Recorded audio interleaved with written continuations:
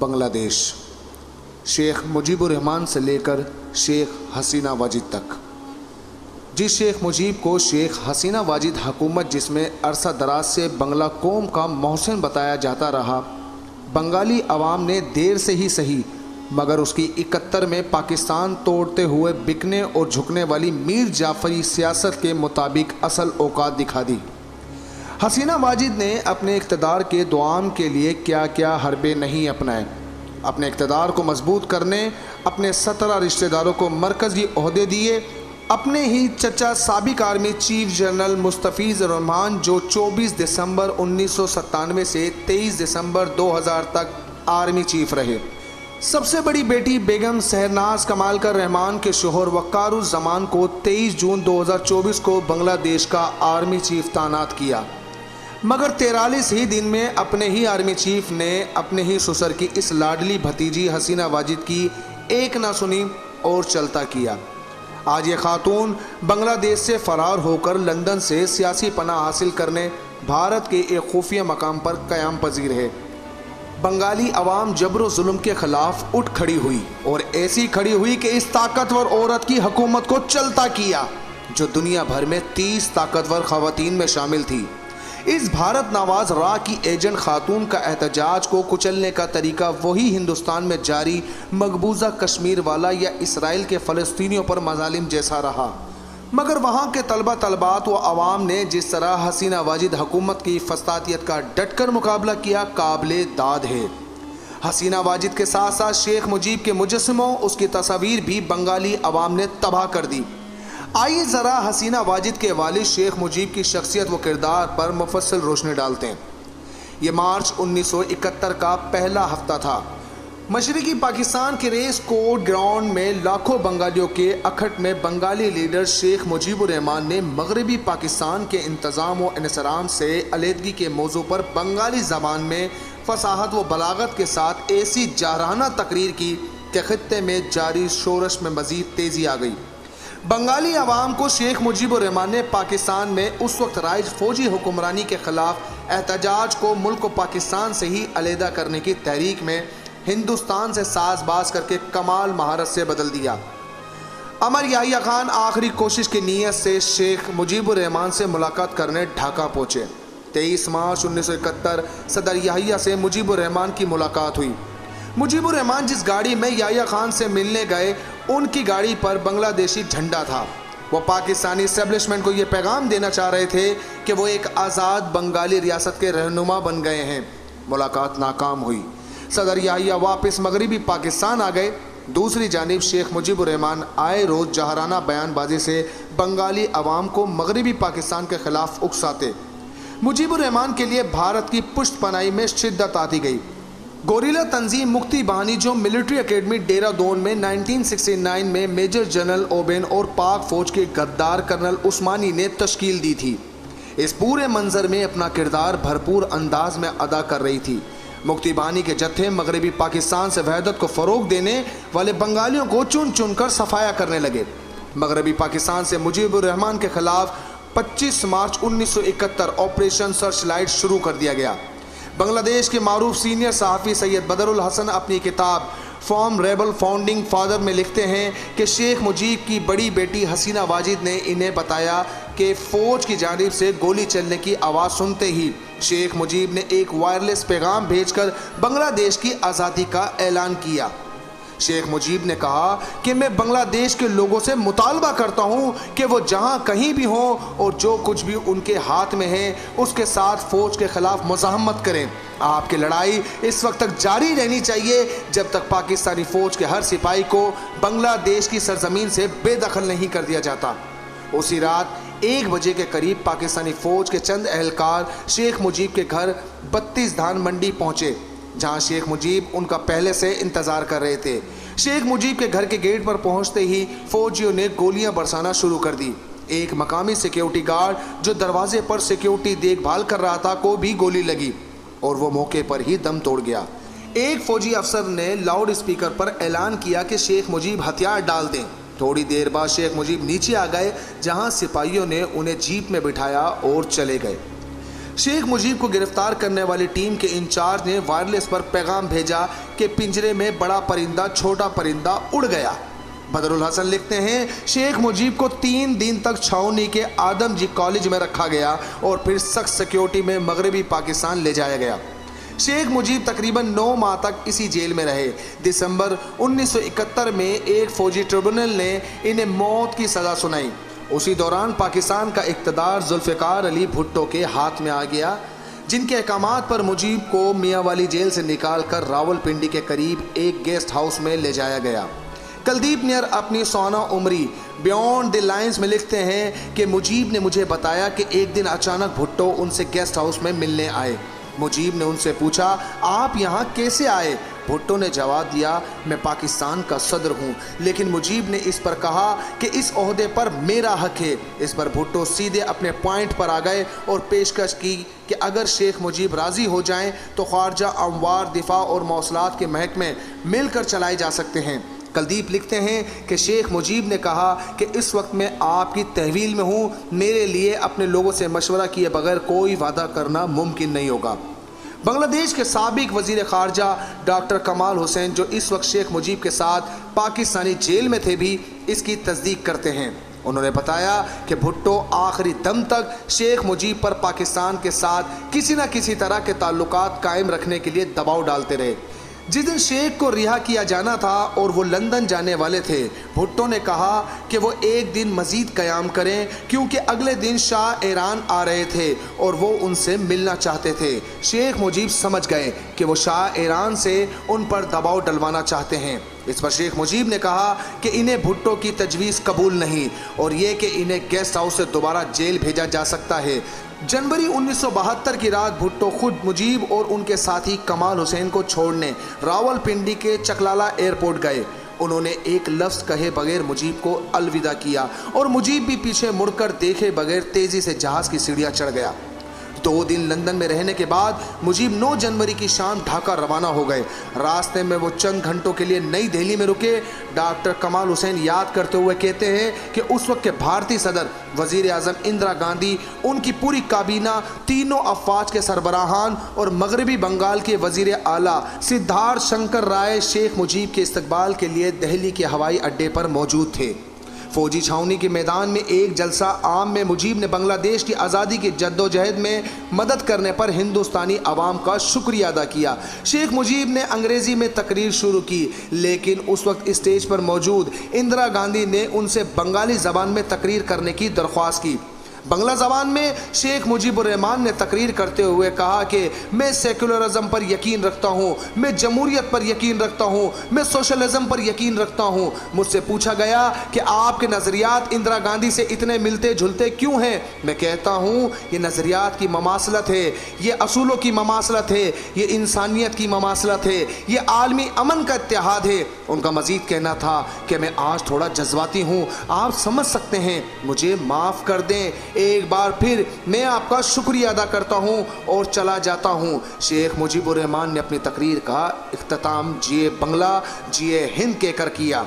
चंद second के वक्फे के बाद उन्होंने कहा, जिए इंदिरा गांधी। शेख मुजीबुर रहमान जिंदाबाद कहो इंदिरा गांधी को माइक्रोफोन में कहते हुए सुना गया।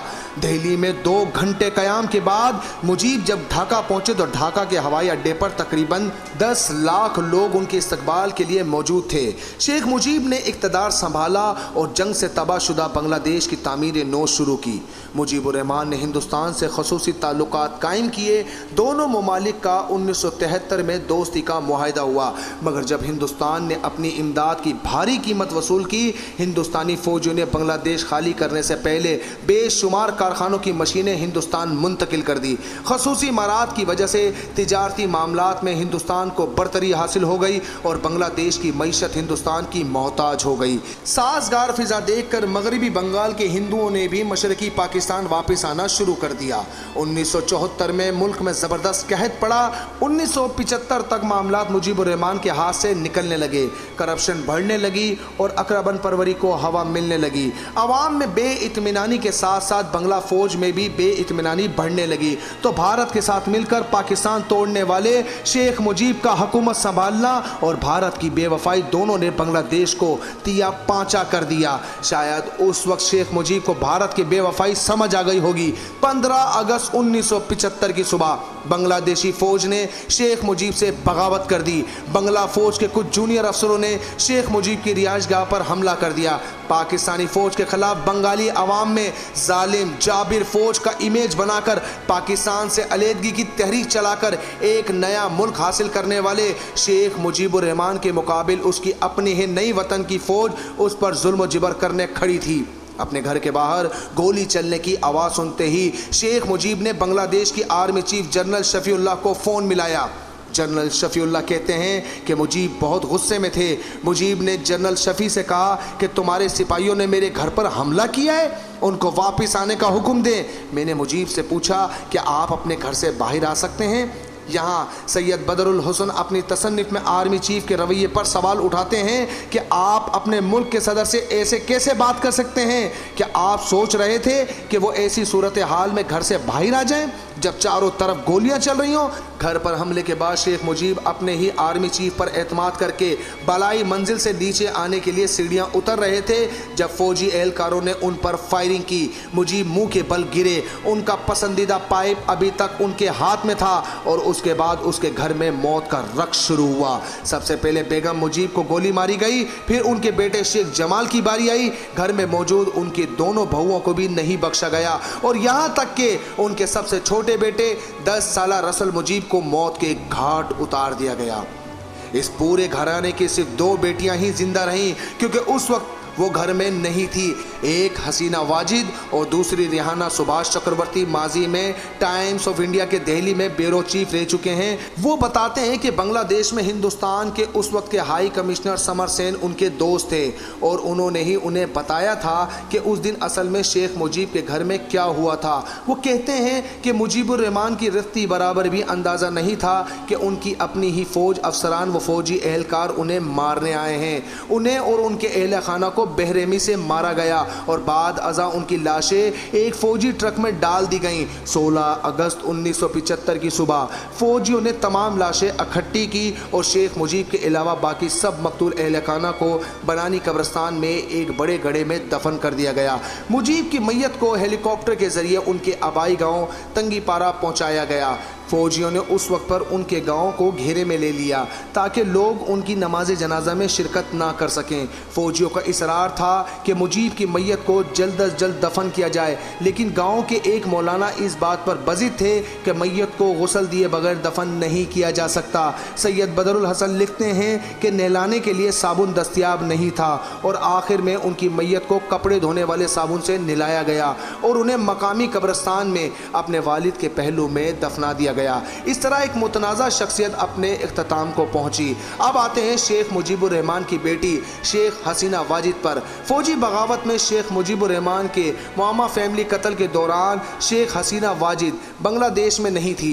उन्होंने इंडिया में जिला वतनी काटी और 1981 में वापस बांग्लादेश लौटी और अपने वालिद की जमात अवामी लीग की सरबराह मुकर्रर हो गई। उन्होंने जनरल हुसैन मोहम्मद इरशाद की फौजी हुकूमत के दौरान दीगर सियासी जमातों के साथ मिलकर जमहूरियत की हिमायत में एहतजाजी मुजाहरे किए।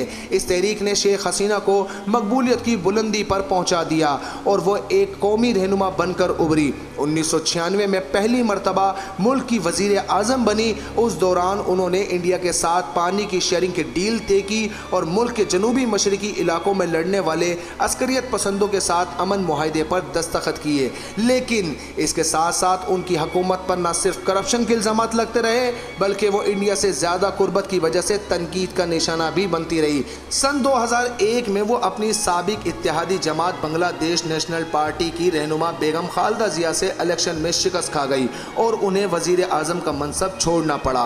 बांग्लादेश की सियासत पर ये दोनों ख़वातीन तकरीबन पिछली 3 दिहाइयों से छाई रहीं और इन्हें मुल्क में जंगजू बेगमात के नाम से पुकारा जाने लगा। सियासी मुबस्सरीन का कहना है कि इन 2 रहनुमाओं की लड़ाई के सबब न सिर्फ मुल्क में बम धमाके हुए, लोग लापता हुए और लोगों को मारवाए अदालत कत्ल होना मुल्क में मामूल बन गया। सन 2009 में एक अबूरी हुकूमत ने मुल्क में इंतखाबात करवाए और शेख हसीना एक बार फिर मुल्क की वज़ीर आज़म मुंतखब हो गईं। अपने सियासी सफ़र के दौरान बतौर अपोजिशन रहनुमा शेख हसीना मुतअद्दिद मरतबा गिरफ्तार हुई और उन पर हमले भी हुए। सन 2004 में एक ऐसे ही हमले के सबब उनकी कुव्वत गोयाई मुतासिर हुई थी। कई मरतबा उन्हें मुल्क बदर करने की कोशिश भी की गई और मुबैना करप्शन के सबब उन पर अदालती मुकदमात भी कायम किए गए। मुल्क में हालिया पुरतशद्दुद मुजाहरे शायद शेख हसीना के सियासी कैरियर का सबसे बड़ा चैलेंज थे और इससे कबल मुल्क में होने वाले इंतखाबात भी तनाज़ात का शिकार हुए थे।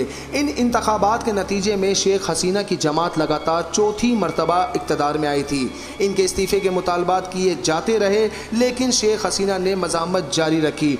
उन्होंने एहतजाजी मुजाहिरीन को न सिर्फ दहशतगर्द करार दिया बल्कि अपील की कि इन दहशतगर्दों से आहनी हाथों से निमटा जाए। बांग्लादेश में सरकारी नौकरी को अच्छी तनख्वाह की वजह से काफ़ी अहमियत दी जाती है, ताहम तकरीबन निस्फ नौकरियां जिनकी तादाद लाखों में है मखसूस ग्रोहों के लिए मुख्तस हैं। सरकारी नौकरियों का 1/3 हिस्सा उन अफराद के एहले खाना के लिए मखसूस है जिन्हें बांग्लादेश में आज़ादी की जंग का हीरो माना जाता है।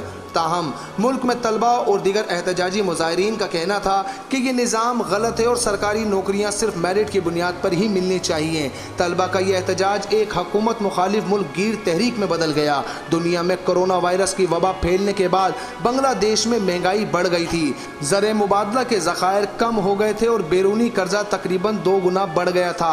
नाकदीन का कहना है कि मुल्क में बढ़ती हुई महंगाई और गुर्बत की असल वजह शेख हसीना की हुकूमत की बद इंतज़ामी है। उनका दावा है कि माजी में मुल्क के माशी कामयाबियों का फ़ायदा सिर्फ उन्हें ही हुआ जो अवामी लीग का हिस्सा थे। उनका यह भी कहना है कि इस दौरान मुल्क में इंसानी हकूक़ की खिलाफ वर्जियाँ होती रही और जमहूरियत का मयार गिरता गया।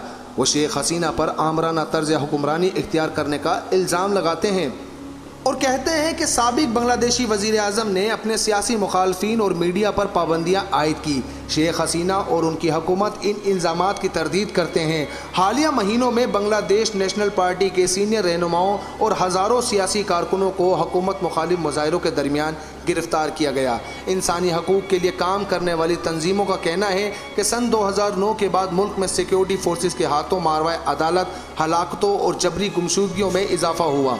शेख हसीना की हुकूमत इन इल्ज़ामात की दो टोक अंदाज में तरदीद कर चुकी है, लेकिन इसके साथ साथ इनकी हुकूमत गैर मुल्की सहाफ़ियों को भी मुल्क में और इन वाक़यात की तहकीकात से रोकती रही। कोटा सिस्टम के ख़िलाफ़ बांग्लादेश के तलबा और तलबात ने कई माह से मुनज़्ज़म तहरीक चला रखी थी, जो पुलिस के ज़रिए भी हसीना वाजिद काबू न कर सकी। 11,000 से ज़ायद मुजाहिरीन जेलों में बंद किए, शोरश पनप न सकी। मुजाहिरीन को देखते ही गोली मारने का भी हुक्म दिया, कर्फ्यू भी लगाया, मगर आवाम किसी तौर न रोकी जा सकी। 5 अगस्त 2024 वो तारीख साज दिन जब बंगला आवाम ने ढाका जाने की कॉल दी, आवाम निकल गई। सजीव वाजिद जो हसीना वाजिद के बेटे और हसीना वाजिद हुकूमत में अपनी वालदा के मुशीर भी रहे के ताज़ा बयान से पता चलता है कि हसीना वाजिद को एक दिन पहले ही अदराक हो गया था और वो इस्तीफ़ा के बारे में सोच रही थी, मगर इक़्तिदार का नशा किधर चैन लेने देता है, वो आखिरी हद तक कोशिश करती रही। इसी ज़मन में कौमी मीडिया के लिए एक तकरीर भी तैयार कर चुकी थी, मगर अपने ही रिश्तेदार बाएतमाद आर्मी चीफ जनरल वक़ारुल ज़मान ने ना तो तकरीर की मोहलत दी ना इक़्तिदार के मज़ीद दौम की। इस्तीफ़ा के लिए महज पौन घंटे का वक्त दिया। जनरल अरोड़ा के साथ हथियार डालने वाली पाकिस्तानी जनरल की तस्वीर सरकारी इमारत पर फ़ख्रिया बल्कि तंजिया लगाने वाली भारत की एजेंट हसीना वाजिद की अपने ही आर्मी चीफ के सामने बैठकर इस्तीफ़े पर दस्तखत की तस्वीर मकाफ़ात अमल है। एक भारतीय जनरल अरोड़ा की जगह इस तस्वीर में आज मुझे बांग्लादेश के आर्मी चीफ नज़र आए, जिनके आगे दुनिया की 30 ताकतवर मुक़्तदर ख़वातीन में से एक ताकतवर मुक़्तदर हिटलर सिर्फ जालिम और जाबिर खातून इस्तीफ़ा देकर हथियार डाल रही थी। इंदिरा गांधी ने सकूत ढाका के मौके पर बड़े गरूर में कहा था, हमने 2 कौमी नज़रिया खलीज बंगाल में डुबो दिया है। अल्लाह के करम से बंगाली मुसलमानों ने बांग्लादेश को भारत की तर्ज में ला मज़हब बनाने जैसे अवामिल ने शेख मुजीब से लेकर शेख हसीना वाजिद तक को, इनके बयानिए को, इनकी भारत से नेक्सिस को खलीज बंगाल में खसो खाशाक की तरह बहा दिया है। बांग्लादेश की हर सड़क पर मुसलमान सजदे कर रहे हैं, नवाफिल पढ़ रहे हैं, रहे नाम अल्लाह का। इस तहकीक में बांग्लादेशी तारीख दानों, सहाफ़ियों और बिलखसूस BBC से मुआवनत ली गई है। तहरीर व तहकीक पेश करदा मोहम्मद उस्मान सिद्दीकी।